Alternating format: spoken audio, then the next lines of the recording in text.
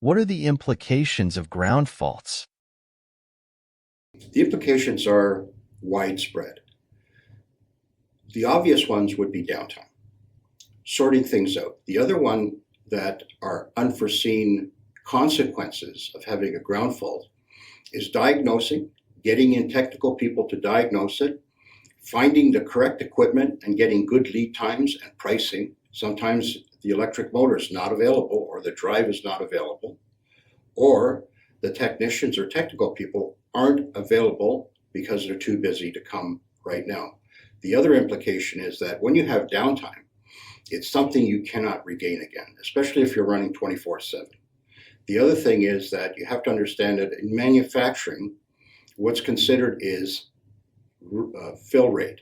So fill rate has to do with shipping orders complete. This impacts the stock price, and it does impact many other things. Improve your peace of mind. Contact Volta Insite today.